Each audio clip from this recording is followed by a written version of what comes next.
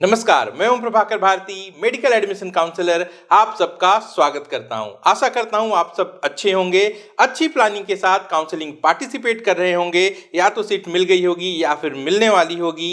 एक लंबे समय के बाद आपके सामने उपस्थित हुआ हूं, इसके लिए क्षमा चाहूंगा, वीडियोज नहीं आ पा रहे थे। साथ ही उन सभी लोगों का बहुत बहुत धन्यवाद भी करना चाहूंगा जिन्होंने कमेंट के माध्यम से और मैसेज कॉल के माध्यम से कुशलक्षेम पूछा।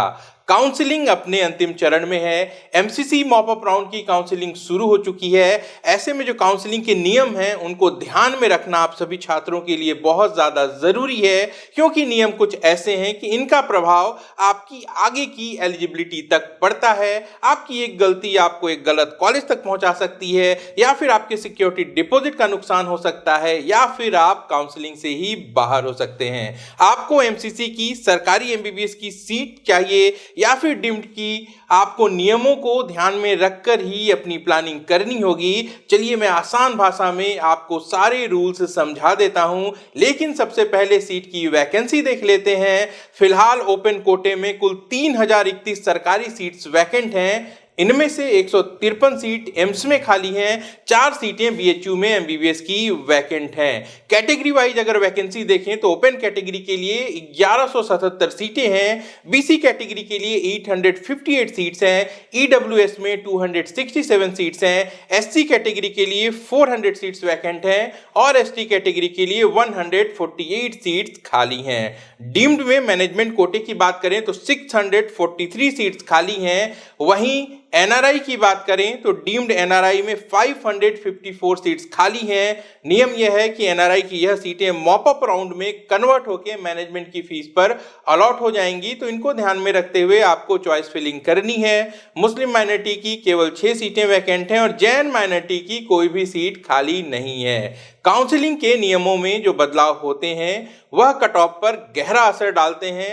कुछ नियम सरकार ने बनाए, समय के साथ उन्हें मॉडिफाई किया, और कुछ माननीय हाई कोर्ट और सुप्रीम कोर्ट के द्वारा भी नियम निर्देशित किए गए हैं, जिसके बाद वर्तमान में स्थिति यह है कि हाई कट ऑफ वाले जो राज्य हैं, यहाँ पे राउंड 1 के बाद राउंड 2 की जो कट ऑफ है वह पहले कम हुआ करती थी, लेकिन अब ट्रेंड बदल चुका है। राउंड 1 की कट ऑफ से राउंड 2 की कट ऑफ ज्यादा दिखाई देती है।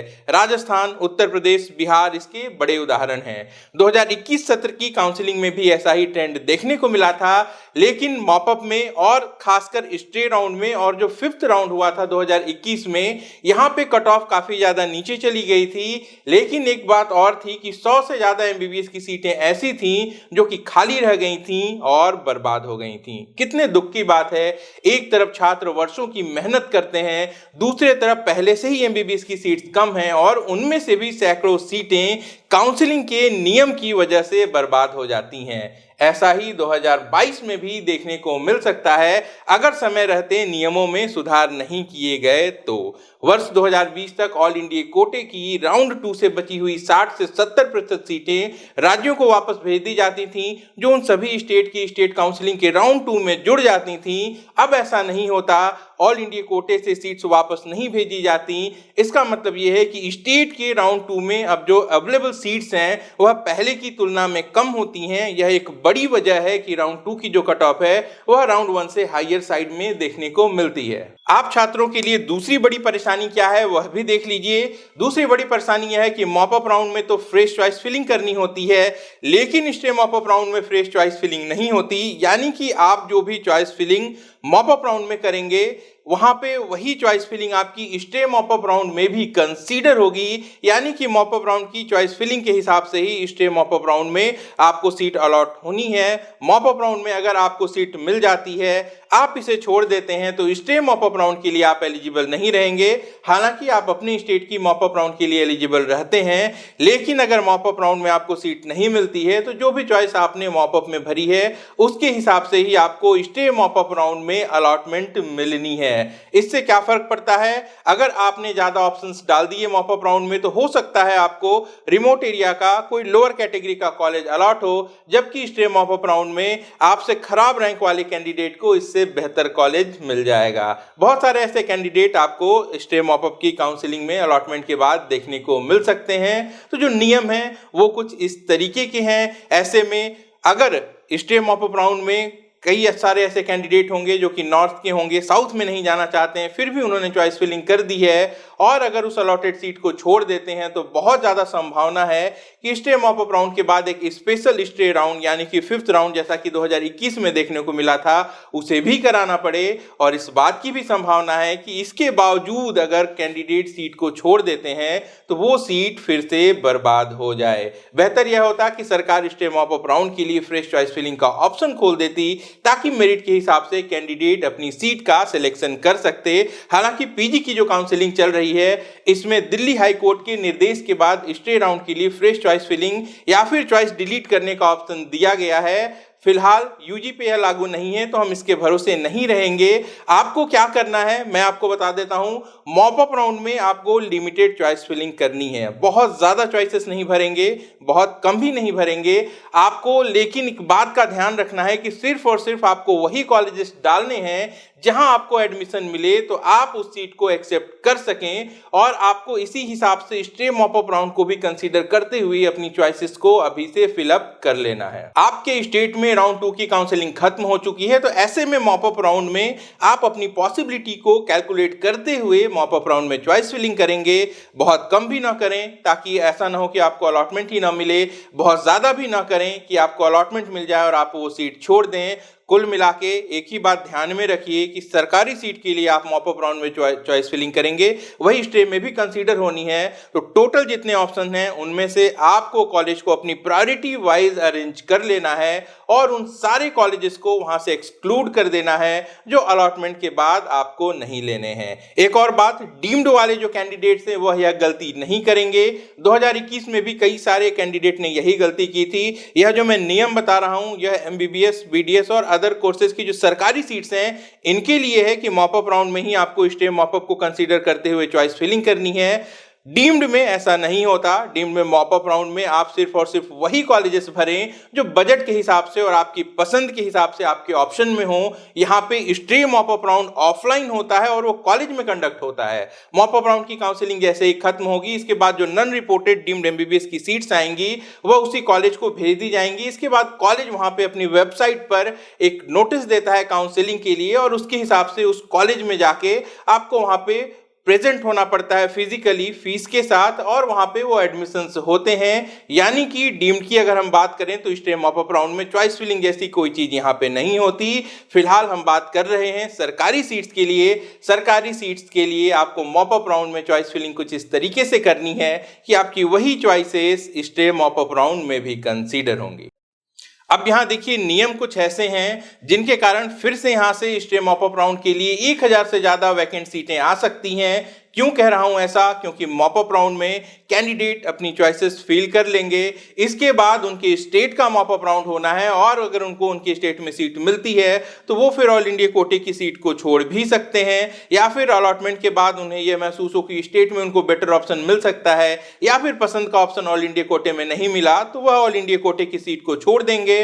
10,000 रुपीज या 5,000 रुपीज जो भी सिक्योरिटी डिपॉजिट है वो उनकी फोरफिट हो जाएगी और इस बात की संभावना बहुत ज्यादा है कि स्टे मॉप अप राउंड में 1000 से ज्यादा सीटें वैकेंट होकर आ सकती हैं। मैं ये सलाह दूंगा कि आप अपने चॉइसेस के हिसाब से मैक्सिमम कॉलेजेस की लिस्ट बना के स्टे मॉप अप राउंड का कम से कम वेट नहीं करेंगे।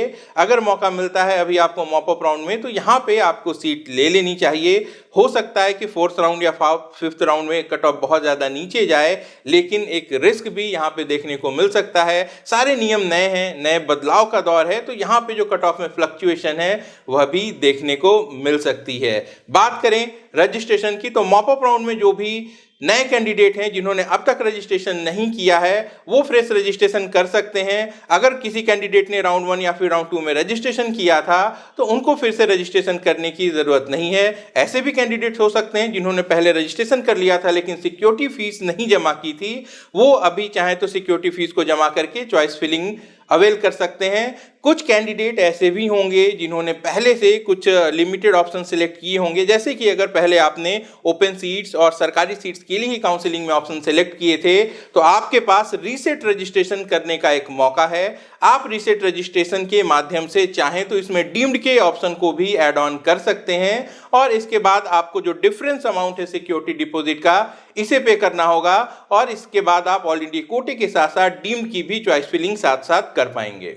यानी कि एमसीसी की जो काउंसलिंग होती है गवर्नमेंट सीट्स के लिए या फिर डीम्ड कॉलेजेस के लिए, यहाँ पे रजिस्ट्रेशन करने का यह अंतिम मौका है। ऐसे कैंडिडेट जिन्होंने अब तक रजिस्ट्रेशन नहीं कराया है वो यहाँ पे अपने आप को रजिस्टर करा सकते हैं। कई सारे कैंडिडेट डीम्ड में फीस नेगोशिएशन का वेट कर रहे हैं। नेगोशिएशन होने के चांसेस अभी बहुत ज़्यादा नहीं दिखाई दे रहे, लेकिन अगर लास्ट डेट को होते भी हैं तो इसके लिए आपका डीम्ड कॉलेजेस में रजिस्टर्ड होना ज़रूरी है। तो एमसीसी पे आपको अपने आप को रजिस्टर कर लेना है और सिक्योरिटी फीस वहाँ पे जमा कर देनी है। अब ये सवाल कि कट ऑफ क्या रह सकती है मॉप अप राउंड में। 2-4 जो मेजर स्टेट्स हैं यहाँ पे राउंड 2 की कट ऑफ काफ़ी हायर साइड में गई है, जैसे कि उत्तर प्रदेश, राजस्थान, बिहार।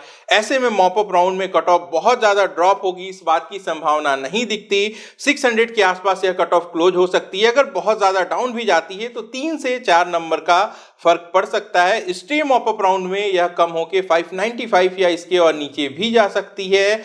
लेकिन एक बात ध्यान में रखिएगा कि नंबर ऑफ कैंडिडेट्स जैसे जैसे बढ़ रहे हैं, सीटें भी बढ़ी हैं, लेकिन जिस तरीके के वीडियोस आप में से कई सारे कैंडिडेट मुझे भेजते थे दूसरे एक्सपर्ट्स की, जिनका ये कहना था कि कट ऑफ 575 या 580 चली जाएगी, ऐसा बिल्कुल भी नहीं होता। एक एक स्कोर पर कई सारे कैंडिडेट होते हैं और गवर्नमेंट सीट मिलनी ही मुश्किल है। ऐसे में जिस रफ्तार से सीट्स बढ़ रही हैं उसी तरीके से कंपटीशन भी बढ़ रहा है और नंबर ऑफ एप्लीकेंट्स भी बढ़ रहे हैं। डीम्ड कॉलेजेस की अगर बात करूं तो डीम्ड कॉलेजेस में महाराष्ट्र और कर्नाटक के जो कॉलेजेस हैं यहाँ पे जो कट ऑफ है ये बहुत ज़्यादा नीचे नहीं जाएगी। कुछ कॉलेजेस तो ऐसे हैं जिनमें आपको कट ऑफ हायर साइड में देखने को भी मिल सकती है और जो तमिलनाडु के और पौंडीचेरी के कुछ कॉलेजेस हैं जहाँ पे कोई भी कट ऑफ नहीं होती है तो ऑब्वियसली वहाँ पे जस्ट क्वालिफाइड कैंडिडेट की भी अलॉटमेंट की संभावना रहेगी।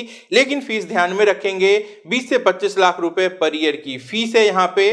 और फिर से दोहरा देता हूँ, मॉप अप राउंड में सीट अलॉट हो जाती है, नहीं एडमिशन लेंगे तो जो आपकी सिक्योरिटी डिपॉजिट है वह फोरफिट हो जाएगी। इसके साथ साथ आप स्टे मॉप अप राउंड के लिए एलिजिबल भी नहीं रहेंगे। तो यह बात थी मॉप अप राउंड से जुड़ी हुई। इन सारे कंडीशन को ध्यान में रखते हुए अच्छी प्लानिंग के साथ मॉप अप पार्टिसिपेट करें। आप सभी कैंडिडेट को बहुत बहुत शुभकामनाएं। आप अपना और अपनों का अच्छे से ख्याल रखिए। मैं दिल मिलता हूं। नमस्कार, जय हिंद।